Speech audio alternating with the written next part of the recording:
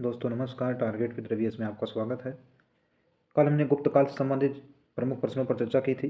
आज हम गुप्तोत्तर काल यानी गुप्त काल के बाद जिन शासकों के द्वारा शासन किया गया उनसे संबंधित जो प्रश्न विभिन्न परीक्षाओं में पूछे गए हैं उन पर चर्चा करेंगे। जैसा कि आप सभी जानते हैं कि यूपीपीसीएस प्रारंभिक परीक्षा जो 7 से 8 दिसंबर को 2 दिन आयोजित होगी। इसके साथ ही आरओ का जो एग्ज़ाम है वह भी 22 और 23 दिसंबर को विभिन्न परीक्षा केंद्रों पर आयोजित होगा, यानी 2 दिन में होगा। उसके लिए नॉर्मलाइजेशन की जो प्रक्रिया है वह आयोग के द्वारा जारी कर दी गई है। इसके साथ ही railway, NTPC, SSC, RPF constable ये सामान्य अध्ययन से जुड़े जो प्रश्न हैं उन सभी प्रश्न पत्रों के लिए यह सीरीज बहुत महत्वपूर्ण है। लुसेंट सामान्य ज्ञान के संभावित प्रश्नों के लिए जो एक बुक है इससे हम संबंधित जो एमसीक्यूज हैं उन्हें हल कर रहे हैं।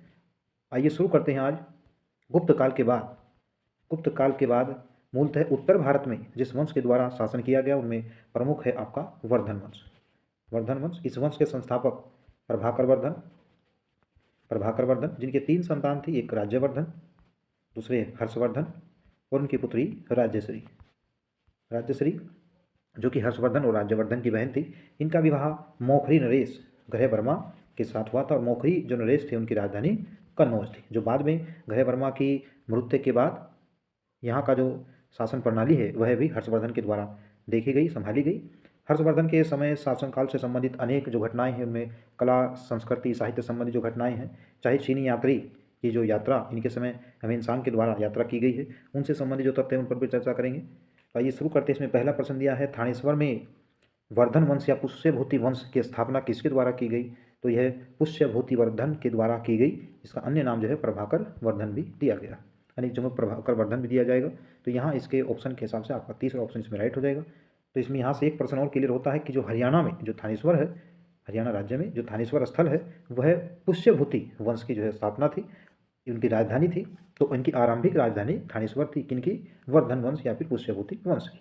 आइए दूसरा प्रश्न देखते हैं। सुमेलित करने को एक तरफ राज्य दिया गया है, दूसरी तरफ उनकी राजधानी दी गई है। तो पहला वर्धन वंश, इसकी राजधानी अभी हमने चर्चा किया थानेश्वर में है। मोखरी जहाँ का प्रमुख शासक ग्रह वर्मा था उनकी राजधानी कन्नौज थी। वाकाटक नरेश इनकी राजधानी पुरीका थी, जबकि मैत्रक जो राज्य है इसकी राजधानी वल्लभी थी। तो 1, 2, 3, 4 यानी ऑप्शन आपका ए इसमें राइट हो जाएगा।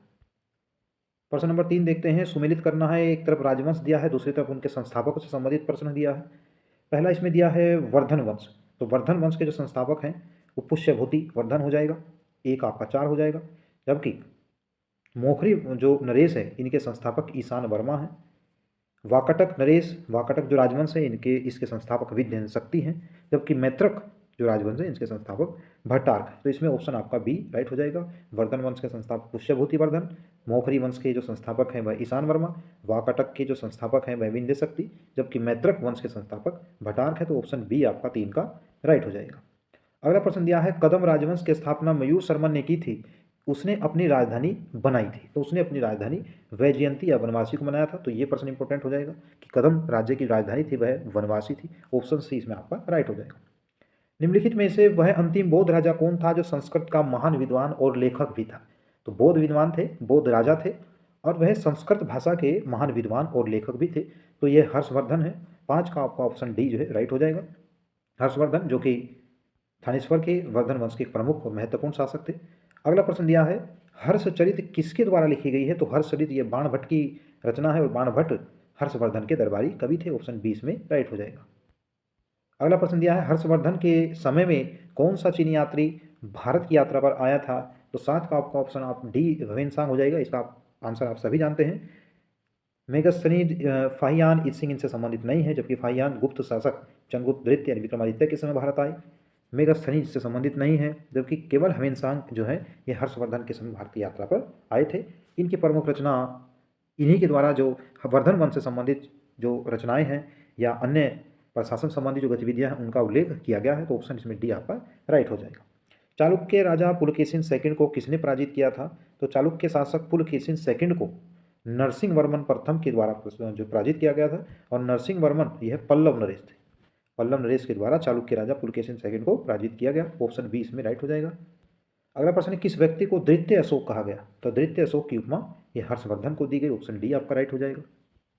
बाणभट्ट किस सम्राट के दरबारी राजकवि थे? राज दरबारी कवि इनमें से किनके हो जाएंगे? तो ये हर्षवर्धन के हो जाएंगे। बाणभट्ट किससे संबंधित है? तो यह हर्षवर्धन से संबंधित है। प्रश्न नंबर 11 है, हर्ष एवं पुलकेशिन सेकंड के मध्य हुए संघर्ष की जानकारी किस अभिलेख से मिलती है? तो यह जानकारी ऐहोल अभिलेख से मिलती है। तो पूछा जा सकता है ऐहोल अभिलेख किससे संबंधित है? तो यह पुलकेशिन सेकंड से ऐहोल अभिलेख संबंधित है। प्रश्न नंबर 12 देखते हैं, प्रतापशील हुन हरिण केसरी महाराज धीराज नामक अन्य उपाधियां निम्नलिखित में से किसकी है या किसने ग्रहण किया था? तो यह उपाधियां प्रभाकर वर्धन से संबंधित है। ऑप्शन बी आपका राइट हो जाएगा।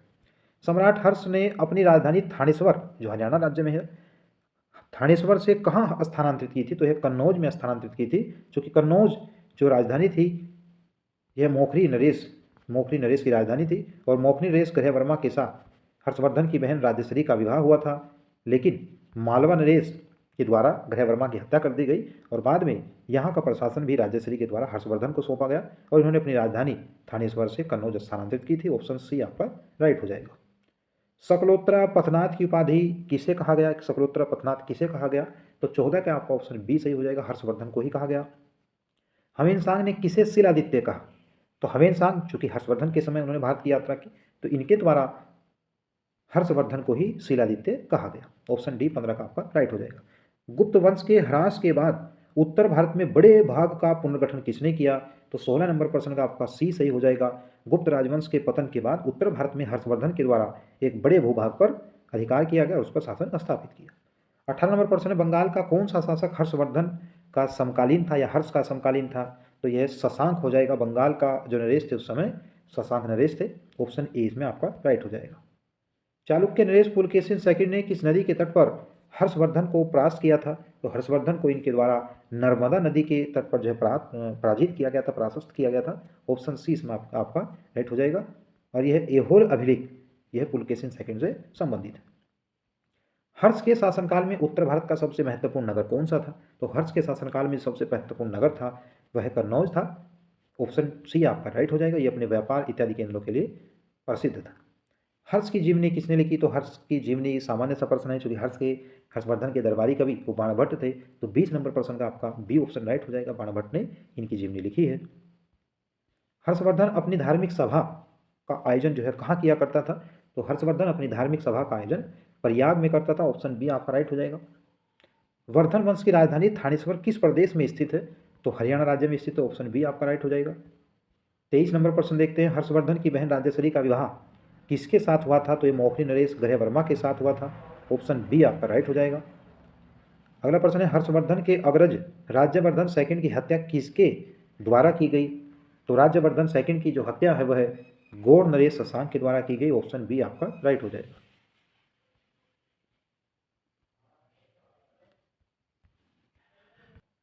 अगला प्रश्न है, हर्षवर्धन ने 606 ईस्वी में हर्ष संवत की स्थापना किस उपलक्ष्य में की थी?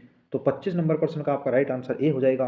अपने राज्यारोहण के उपलक्ष्य में उन्होंने हर्ष संवत की स्थापना की थी। क्वेश्चन नंबर 26 है, कौन वर्धन वंश की राजधानी थानेश्वर से कन्नौज ले गया? तो हर्षवर्धन के द्वारा राजधानी स्थानांतरित थानेश्वर से कन्नौज की गई थी। कन्नौज किस प्रदेश में स्थित है? तो कन्नौज आप सभी जानते हैं यह इत्र नगरी है। इत्र नगरी के नाम से प्रसिद्ध है कन्नौज, और यह उत्तर प्रदेश राज्य से संबंधित है। 27 का आपका ऑप्शन ए इसमें राइट हो जाएगा। हवेनसांग की भारत में यात्रा के समय सूती कपड़ों के उत्पादन के लिए सबसे प्रसिद्ध नगर कौन था? तो मथुरा हो जाएगा। ऑप्शन बी आपका राइट हो जाएगा। कवि बाणभट्ट कहाँ के निवासी थे? तो कवि बाणभट्ट जो निवासी थे यह थानेश्वर के निवासी हो जाएगा। 29 का आपका बी ऑप्शन राइट होगा। नागानंद का रचनाकार कौन था? तो नागानंद का जो रचनाकार है वह हर्षवर्धन है। हर्षवर्धन के द्वारा नागानंद, रत्नावली इत्यादि जो है अनेक रचनाओं की रचना इनके द्वारा की गई है, जबकि हर्षचरित की रचना बाणभट्ट के द्वारा की गई। सम्राट हर्षवर्धन ने 2 महान धार्मिक सम्मेलनों का आयोजन कहाँ किया? तो कन्नौज प्रयाग में किया, थानेश्वर वल्लभी में किया, या फिर प्रयाग थानेश्वर में किया या वल्लभी प्रयाग में किया। तो ऑप्शन ए इसमें आपका राइट हो जाएगा। सम्राट हर्षवर्धन अपने जो धार्मिक सम्मेलन है, धार्मिक सभाओं का आयोजन वह कन्नौज एवं प्रयाग में करता था। नागानंद, रत्नावली एवं प्रियदर्शिका नाटकों के नाटककार कौन है? तो ये नाटक है, मूलतः पूछा जा सकता है क्या है कि नागानंद, रत्नावली एवं प्रियदर्शिका ये नाटक है, उनके नाटककार हर्षवर्धन हो जाएगा। ऑप्शन डी इसमें राइट होगा। गुर्जरों को किस शासक ने पराजित किया? तो गुर्जर शासकों को पराजित करने में जो सफलता हासिल की वह वर्धन नरेश हर्षवर्धन के द्वारा यह कार्य किया गया, उन्हें पराजित किया।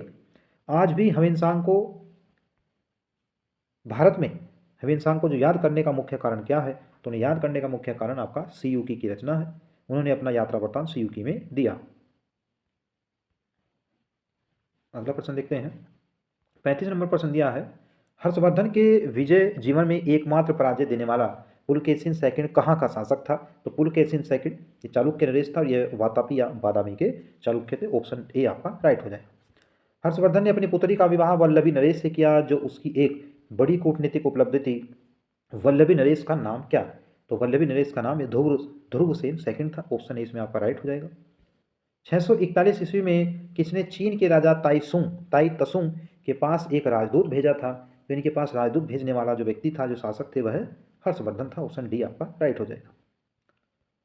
क्वेश्चन नंबर 38 दिया है, हर्षवर्धन के भारतीय मिशन के जवाब में चीनी सम्राट ताई तसुंग ने 3 चीनी मिशन हर्षवर्धन के दरबार में भेजे, जिनमें से एक मिशन हर्षवर्धन के मरणोपरांत पहुंचा।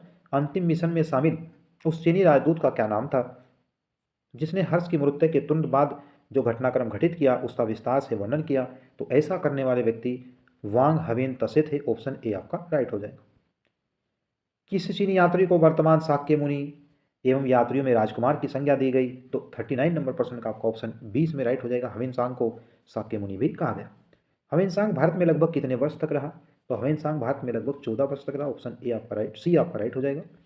ये आसान प्रश्न है, लेकिन परीक्षाओं में कन्फ्यूजन पैदा करते हैं, इसलिए आप ध्यान से इनकी व्याख्या करें।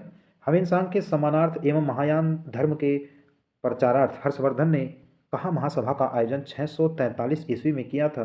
तो इनके द्वारा यह कन्नौज में आयोजन किया गया। ऑप्शन ए राइट हो जाएगा। कुंभ मेला जो कि 12 वर्ष के अंतराल पर भारत के 4 नगरों में लगता है, हरिद्वार, प्रयागराज, जिसमें जनवरी 2025 में जो महाकुंभ का आयोजन होगा। इसके बाद आपका उज्जैन एवं नासिक में जो 4 नगर हैं भारत में, इनमें अलग अलग नदियों के तट पर जो है हरिद्वार, प्रयागराज, उज्जैन एवं नासिक में महाकुंभ का आयोजन होता है। कुंभ मेला को जो प्रारंभ करने का श्रेय है वो किसे दिया जाता है? तो यह हर्षवर्धन को दिया जाता है। ऑप्शन सी आपका राइट होगा। नर्मदा नदी पर सम्राट हर्ष के दक्षिणवर्ती अग्रगमन को किसके द्वारा रोका गया था? तो 43 का आपका ऑप्शन बी सही हो जाएगा। पुलकेशिन सेकंड ने नर्मदा नदी के तट पर हर्ष को पराजित किया था। 44 नंबर प्रश्न देखते हैं, निम्नलिखित में से किसने नालंदा विश्वविद्यालय को 100 ग्रामों की आय दान स्वरूप दिए? तो 44 नंबर जो प्रश्न है इसका आपका ऑप्शन डी सही हो जाएगा। हर्षवर्धन ने ही नालंदा विश्वविद्यालय को 100 ग्रामों की आय दान स्वरूप प्रदान की थी। 45 नंबर प्रश्न देखते हैं, सूची फर्स्ट को सूची सेकंड से सुमेलित करना है। इसमें एक तरफ रचना दी गई है, दूसरी तरफ रचनाकार। हर्षचरित व कादंबरी की रचना ये बाण भट्ट के द्वारा की गई, यानी एक आपका 4 सही हो जाएगा। नीति शतक, श्रृंगार शतक, भक्ति शतक की रचना भर्तहरि के द्वारा की गई, जबकि सूर्य शतक की रचना यह मयूर के द्वारा की गई, तथा प्रिय दर्शिका, रत्नावली एवं जो नागन ये रचनाएं हैं ये सभी हर्षवर्धन की रचना है। तो डी का 1 और ए का 4, तो इसमें ऑप्शन ए आपका राइट हो जाएगा। क्वेश्चन नंबर 46 दिया है, निम्नलिखित में से कौन हर्षवर्धन के दरबार से संबंधित नहीं था? तो हर्षवर्धन के दरबार से कालिदास संबंधित नहीं थे, यह गुप्त सम्राट चंद्रगुप्त विक्रमादित्य से संबंधित है। ऑप्शन बी आपका राइट हो जाएगा। हर्षवर्धन ने कथन दिया है, कथन कारण से संबंधित प्रश्न है। हर्षवर्धन ने किसी नवीन शासन प्रणाली को जन्म नहीं दिया, ये सही हो जाएगा। हर्षवर्धन ने गुप्त शासन प्रणाली को कुछ संशोधनों के साथ अपनाया। तो 47 नंबर प्रश्न का आपका व्याख्या यानी कथन और कारण दोनों सही है, तथा व्याख्या भी सही है, तो ऑप्शन ए आपका राइट हो जाएगा। कौन सही सुमेलित है? 48 नंबर प्रश्न है, कौन सही सुमेलित है? अवंती हर्षवर्धन का प्रधानमंत्री, सिंहनाद महासेनापति, कुंतल ये सेनापति।